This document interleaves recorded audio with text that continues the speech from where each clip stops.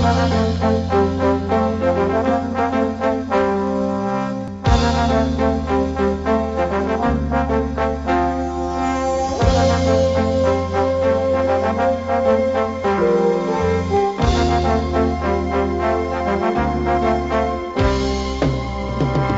I'm Brian Tracy, and welcome to this program on time management. There's probably no skill that's more closely correlated with success and achievement in every part of your life than the ability to manage your time well. It'll bring you to the attention of your superiors faster. It'll help you to get more done in a shorter period of time. It'll make you feel better about yourself. It'll lead to faster promotions, higher status, greater pay, and everything. And in the time that we have together, I'm going to share with you some of the methods, techniques, and ideas used by the most superior time managers, men and women in every area of endeavor in America. Time management is essential to your health as well, not just your productivity, but you only feel good about yourself to the degree to which you feel you're in control of your time and your life. In fact, the major reason for stress in America is a feeling of being out of control, a feeling of having too much to do and too little time to do it in. In this program, you're going to learn how to gain at least 2 hours per day. You may be able to increase your time management effectiveness by 50% or even double your output. So one of the most important things that you think about, and we'll come back to this in a few minutes, is what would you do if you could increase your output by 25 or 50% per day? What would it mean to you if you could double your productivity, which you can if you just use these techniques over and over again? Well, there's 4 requirements for you to make these techniques work for you. We call these the 4 Ds. The first D is desire. It's want. You must have a burning desire to be effective at time management.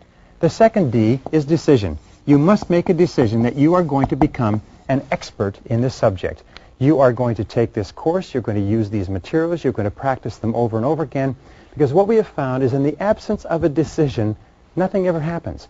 You need a clear, unequivocal, do-or-die, burn-the-bridges decision that this is a subject that you are going to master. The third D is discipline. You must discipline yourself to practice and repeat over and over again good time management techniques.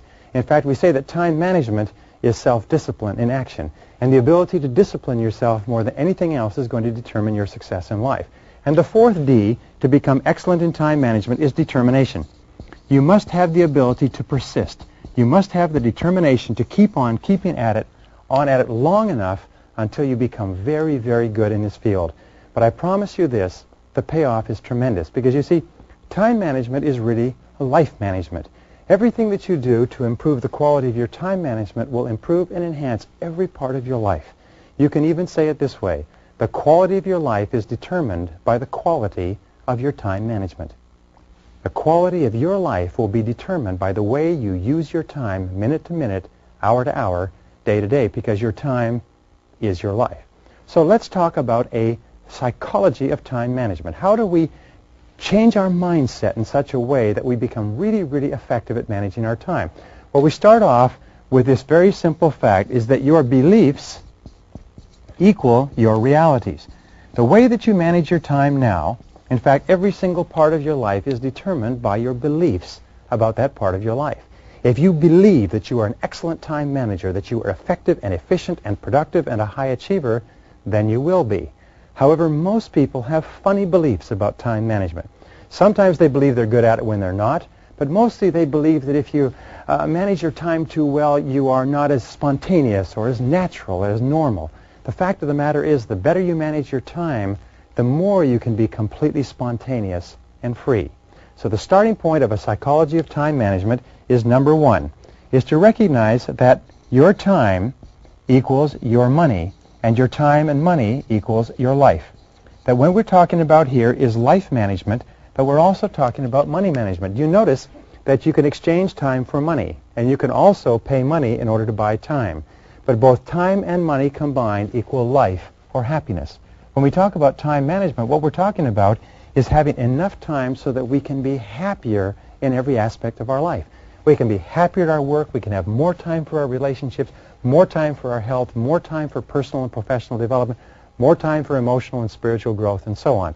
So therefore, when you begin to look upon time, when your belief begins to shift so that you see time as the fundamental resource of life, then your attitude toward the way you use your time begins to change. Now, the second key in the psychology of time management is your self-image. Now, what do we know about self-image? We know that the way you see yourself, your inner mirror, determines your external performance. The way you see yourself, and we have a phenomenon called self-image modification. What does that mean? It means that if you continue to see yourself and think of yourself as an excellent time manager, your external performance begins to change and you begin to use your time more effectively. How do you change your self-image? Well, one of the ways is by questioning and changing your self-ideal. You see, our self-image is largely formed by the people that we admire and look up to, whether we know them personally or read about them or something else. So a good question is, in terms of time management, who do you most admire and respect? Who would you most like to be like? Who do you feel is really well organized and very productive and gets a lot done? What you do is you begin using that person as your ideal and patterning your behavior after the most effective time manager that you know, and surprise, surprise, your own time management starts to get better.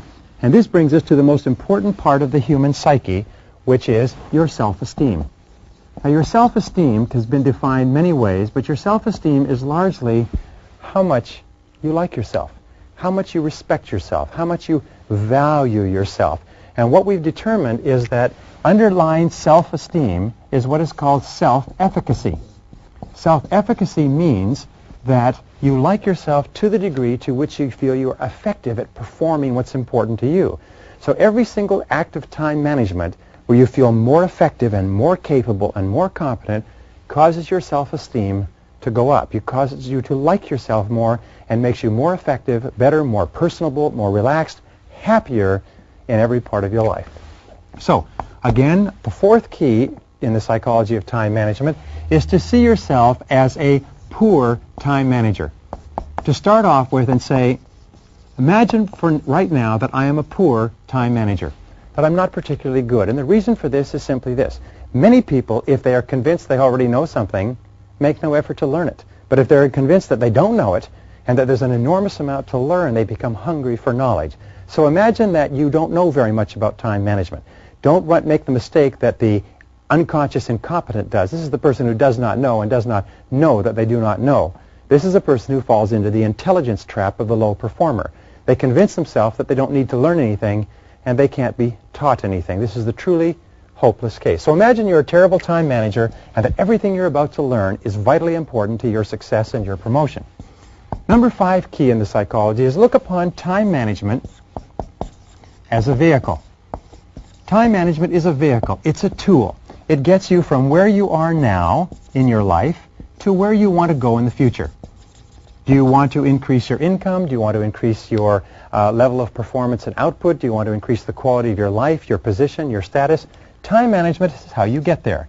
Remember, time management is life management. It's the way you use your time in your life that will determine where you are now, where you'll be in a week, a month, a year, where you'll end up. So look upon it as a vehicle. Look upon it as a calculator or a computer that you can learn to operate in order to get yourself to where you want to go faster and more efficiently. Number 6 is imagine that you can gain 2 hours per day. 2 hours per day will translate into roughly 10 hours per week, and 10 hours per week will translate roughly into about 500 hours per annum. Ask yourself what you would do with a 25% increase in your productivity and performance. What would you do with the time? You see, what we know is the more you are clear about how you would use the time you would save, the more likely it is that you will engage in the activities that allow you to save the time. What would you do with a 25% increase in your time? Some people write books.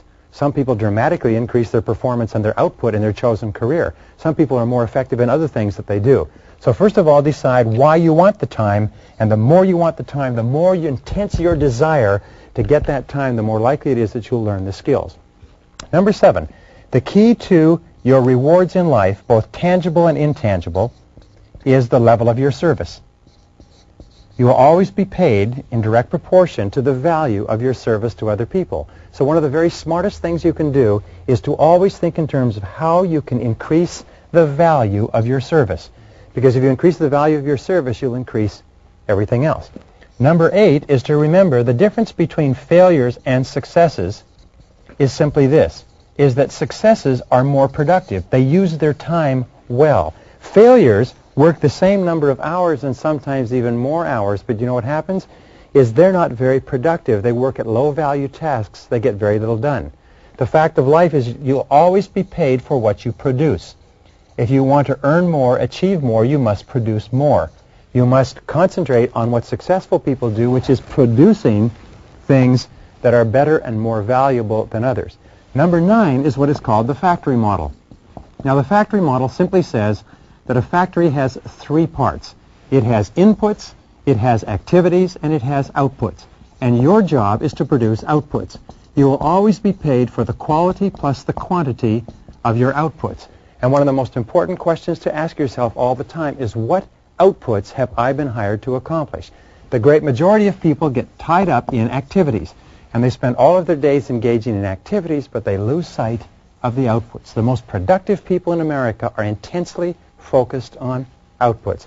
Number 10 is that the key to motivation, to feeling terrific about yourself, to having high energy, to having high self-esteem, to have a positive mental attitude, is achievement. It goes back to self-efficacy, but whenever you achieve something important, your motivation goes up. Now, what does this mean? It means working on low-value tasks, even if you complete them, gives you no bang for the buck. You only get motivation, you only get excitement and enthusiasm when you complete a high-value task. Think in terms of high value, because the psychological impact can be tremendous. Your most positive people are those who are producing and achieving at high levels. Remember that time management is a skill. It's a skill like anything else, which is learnable. Just like you learned how to ride a bicycle or operate a computer or work a calculator or do mathematics, you can learn a time management skill by practice and repetition over and over again, and it'll serve you all the days of your life. By the way, one of the very best uses of time is to develop a skill that enables you to save time for months and even years. Number 12 is new habits of time management or anything else take about 21 days. So make the decision that you're not going to try to change the whole world, but as you go through this program, you're going to pick one time management habit at a time, and you're going to work on that until you have locked it in, and then another, and then another. So when you launch a new habit, launch strongly. Never allow exceptions. Keep at it over and over again until it's locked in, until you feel uncomfortable if you don't do it. Number 13 is to remember this, is that time management is your key to the future. It's your key to the future. Everything that you ever will be is determined by your ability to manage your time. Everything that you could ever want or dream of in life is going to be determined by how you utilize your time between now and there. Number 14, remember that time management, as we said before, is a discipline. Time management is a series of habits that require repetition and practice, and the ability to manage your time is a measure of self-control, self-mastery, self-discipline. It's a measure of your overall character. Every single act of self-discipline in managing your time better increases your ability to discipline yourself in every other area. Every single time management skill that you learn increases your ability to use other time management skills. But every laxity in discipline in time management causes your level of discipline in other areas to decrease simultaneously. It's very, very important. Number 15, there's a direct relationship between the amount of control that you feel that you have in your life and the amount of freedom that you feel that you have. We have what we call the law of control, which says that you feel positive about yourself to the degree to which you feel you're in control of your own life. And you feel negative about yourself to the degree to which you feel you are out of control. We say that you have the same sense of freedom. The more you feel in control, the freer you feel, and the more is your positive mental attitude. You feel more positive about yourself to the degree to which you feel you're in control, and you feel negative, you have a negative mental attitude to the degree to which you feel you're out of control. And time management gives you control. Number 16, remember the only time you'll ever have is now. Don't worry about the past. Discard past labels with regard to time management. Focus on today, this hour, this minute, and manage your time now, and the future will take care of itself. Number 17, remember the key to leadership is two things. The first is performance. The key to leadership is the ability to get the job done. And the second part of leadership is results. Intense result orientation. Number 18, we're getting to the end, is set a good example. Imagine yourself as a role model for others. One of the very best ways to teach yourself time management is to look upon yourself as a role model. And number 19, remember this: the greatest motivator for becoming good at time management is that there are high payoffs involved. High payoffs in terms of earning more money, feeling more satisfied, being happier, having higher levels of self-esteem, feeling terrific about yourself, coming to the attention of your superiors. When you become excellent in time management, your future is literally guaranteed.